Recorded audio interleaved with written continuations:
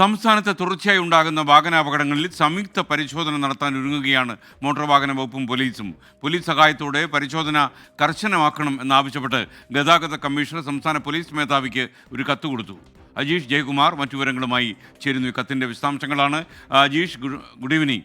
പറയൂ അജീഷ്, യഥാർത്ഥത്തിലെ എല്ലാ ഏജൻസികളും ഒന്നിച്ച് പ്രവർത്തിച്ചാൽ മാത്രമേ ഈ റോഡിൽ ഉണ്ടാകുന്ന അപകടങ്ങൾ കുറയ്ക്കാൻ പറ്റൂ. എന്തൊക്കെ നമ്മൾ ശ്രമിച്ചാലും ഒരുപാട് കർക്കശമായ ഇടപെടലുകൾ ആവശ്യമായി വന്നിരിക്കുന്നു.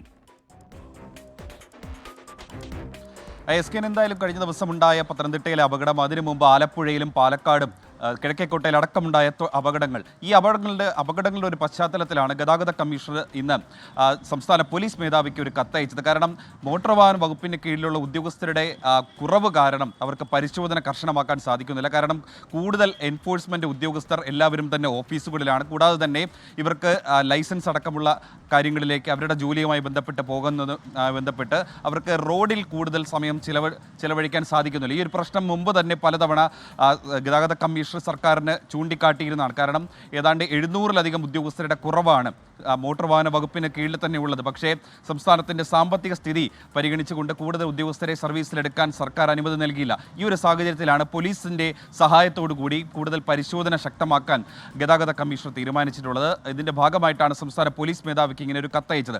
നാളെ ഇതിൻ്റെ ഭാഗമായിട്ട് സംസ്ഥാന ക്രമസമാധാന പാലന ചുമതലയുള്ള ADGP ജില്ലാ പോലീസ് മേധാവിമാരുടെ ഒരു യോഗം വിളിച്ചിട്ടുണ്ട്. ഈ യോഗത്തിലായിരിക്കും എങ്ങനെയാകണം പരിശോധന അടക്കമുള്ള കാര്യങ്ങൾ തീരുമാനിക്കുക. മോട്ടോർ വാഹന വകുപ്പിലെ ഉദ്യോഗസ്ഥരും പോലീസും സംയുക്തമായിട്ടായിരിക്കും നാളെ മുതൽ എന്തായാലും സംസ്ഥാനത്ത് എല്ലാ സ്പോട്ടുകളിലും, പ്രത്യേകിച്ച് ഈ ബ്ലാക്ക് സ്പോട്ടുകൾ, അപകടങ്ങൾ കൂടുതൽ സാധ്യതയുള്ള സ്ഥലങ്ങളിലായിരിക്കും പരിശോധന നടത്തുക. അത് എവിടെയൊക്കെ വേണം, എത്ര സമയം വേണം, കൂടുതൽ രാത്രികാലങ്ങളിലാണോ വേണ്ടത് എന്നടക്കമുള്ള കാര്യങ്ങൾ തീരുമാനിക്കും. എന്തായാലും നാളെ നിർണായകമായ യോഗം സംസ്ഥാനത്ത് ചേരും. Okay, thank you. അജീഷ് ജയകുമാറാണ് വിവരങ്ങൾ നൽകിയത്.